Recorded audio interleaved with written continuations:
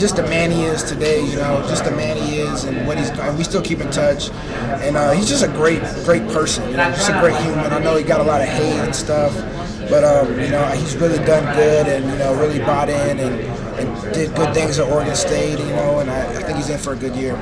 Really good friend. What about the defensive side? Defensive side in the conference. Ooh, that's tough. Defensive side in the conference.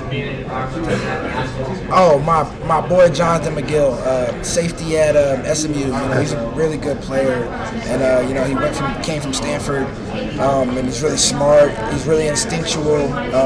Flies around, makes plays. He's a really good player, so I'm really excited for him this year too.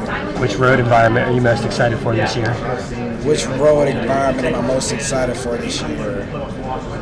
Oh, probably Virginia Tech.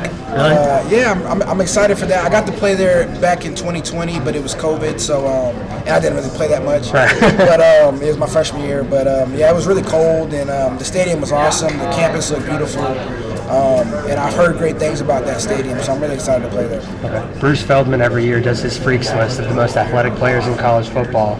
What is your best conditioning attribute that could get you on that list? Either a lift time or a 40 time or jump or anything? I gotta say my hands. I make behind the scenes, of course. I'll be making some crazy one-handed catches and just all type of catches. I played receiver my whole life, so just having that background, I definitely gotta say my ball skills and hands. Okay, gotcha. And then what's the craziest play you've ever been a part of?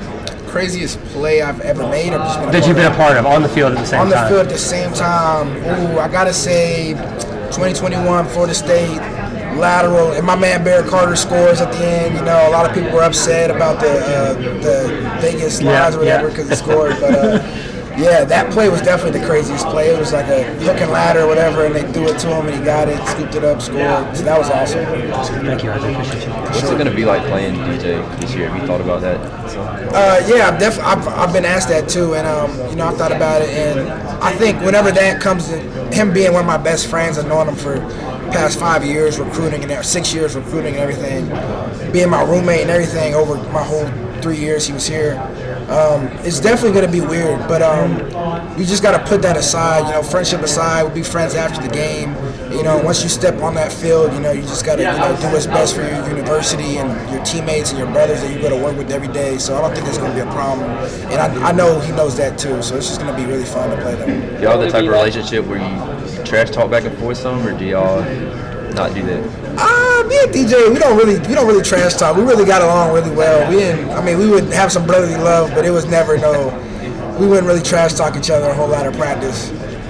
What would it be like to get a sack against him or something like that? It would be awesome. It would be awesome. It'd be awesome. He's my best friend, one of my best friends. I'm gonna be at his wedding. Be at my wedding too. It's really gonna be interesting just to play him. And I've practiced against him for 2.5 years, so I lived with him for 2.5 years. He's one of my best friends. It's going to be a really fun day.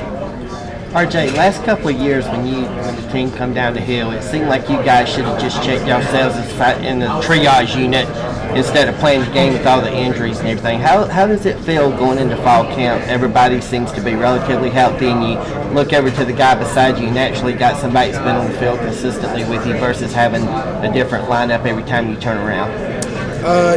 Just staying healthy is going to be the name of the game, especially with the 16, possibly 17 games you can play now.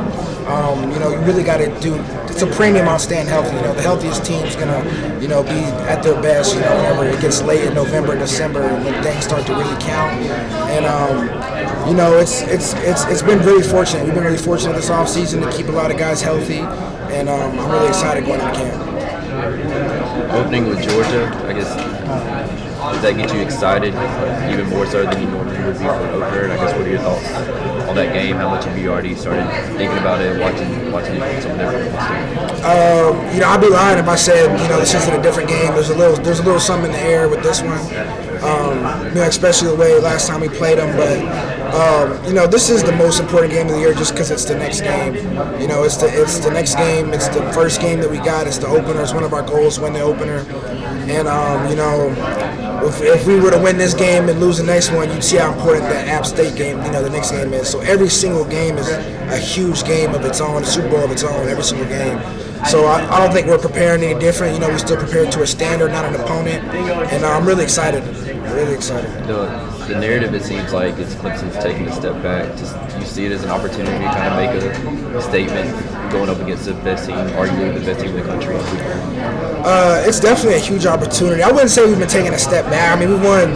But I'm not saying y'all have. I'm saying that's how people that's how the narrative, the national narrative seems to be that. But I think we've won like 30 games in the past 3 years, which is pretty good, even though they try to paint that. But I'm really excited. I mean, it's a huge opportunity. We got to be playoff ready, game one, play one, and it's going to be a playoff atmosphere, playoff caliber opponent. They got all-stars, NFL players, on both sides of the ball, offense and defense, and they're just a really loaded team, and they're really good. How much have you watched Carson Beck? A lot, and he's a really good player. I watched him last year too, just on TV. And, just some of the throws he can make, and his escapability, and his reads, and his velocity on his passes.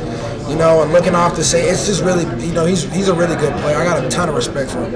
And Andrew McCuba, I know y'all were close. Have you kept in touch with him some, and how these seem to be like in Texas? Yeah, I mean, me and Coops call each other probably like every week, maybe once every other week. And, he's really doing good there. He really loves the environment. And I'm really happy for him. Excited to see what he does this year. You and fellow safety Tyler Venables have been able to grow through this program together. How do the two of you look to lead as you enter what may be your final season? Tyler's been my boy. Me, Tyler, Brian, and DJ all live together, ever since we've been in college. And, me and Tyler, have really gotten really tight. We play the same position, we go to the same meetings.